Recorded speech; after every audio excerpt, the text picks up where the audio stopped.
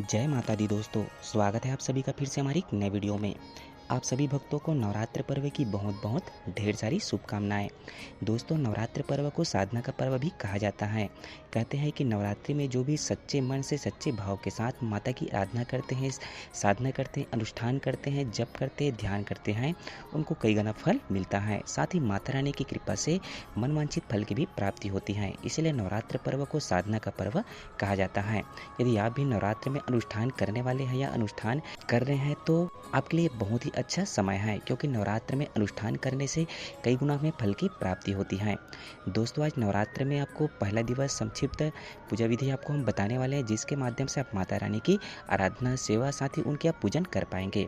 नवरात्र में माता रानी के 9 रूपों की विशेष पूजा होती है। साथ ही साथ भक्तों को माता रानी की असीम अनुकंपा प्राप्त होती है, माता रानी की कृपा प्राप्त होती है।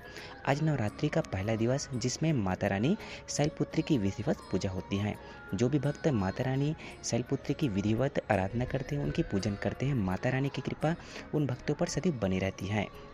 दोस्तों, आपको हम बहुत ही सरल और संक्षिप्त पूजा विधि बताने वाले हैं, जिसके माध्यम से आप माता रानी शैलपुत्री की आप विधिवत आप पूजन कर पाएंगे।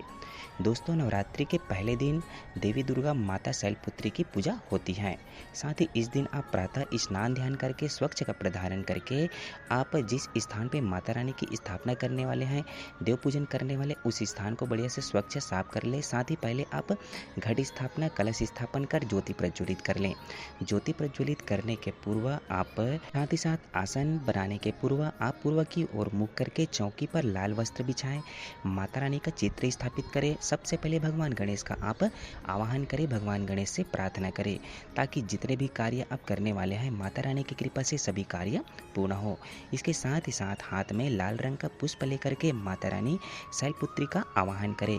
प्रार्थना करें कि माता की कृपा सदैव घर परिवार पे, भक्तों पे सदैव बनी रहे। इस भाव के साथ माता रानी शैलपुत्री की आपको आवाहन करना है उनके मंत्रों के माध्यम से। ओम ओम या देवी सर्वभूतेषु शैलपुत्री रूपेण संस्थिता, नमः तस्यै, नमः तस्यै, नमः तस्यै, नमो नमः। दुर्गे दुर्गति दूर कर, मंगल कर सब काज, मन मंदिर उज्ज्वल करो माँ कृपा करके आज। इस भाव के साथ आप माता रानी की आप पूजन करेंगे, उनकी आवाहन करेंगे। उसके पश्चात माता रानी को आप लाल रंग के फूल अर्पित करें। जैसे माता को अक्षत, सिंदूर, धूप, गंध, पुष्प चढ़ाएं।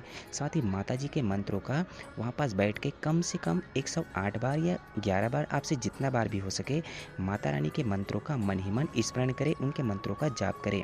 साथ ही घी का दीपक जलाएं। उसके बाद माता रानी की आरती करें, शंख बजाएं, घंटी बजाएं। साथ ही माता रानी को आप मिष्ठान प्रसाद जरूर से अर्पित करें।